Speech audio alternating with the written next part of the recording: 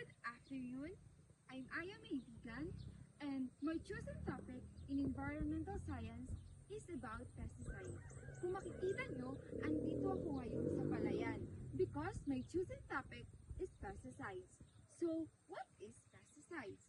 So, according to the Environmental Protection Agency, pesticides are substances that used to control pests, and most of the pesticides is used as plant protection products, also known as crop protection products. So, in general, which is protect from plants, plants against fungi, weeds, and other insects.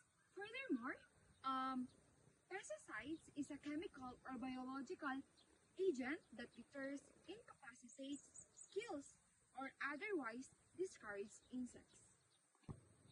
So, pesticides is good for plants because kung makikita nyo, hindi maayos yung paglaki ng, ng one of the plants kung hindi gagamitan ng pesticides because may mga insect na kakain dito.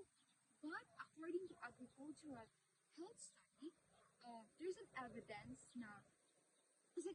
suggests that children are particularly susceptible to adverse effects from exposure to pesticides, including neurodevelopment effects.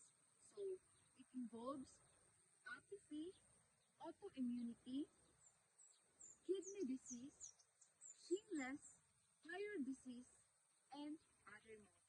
Therefore, pesticides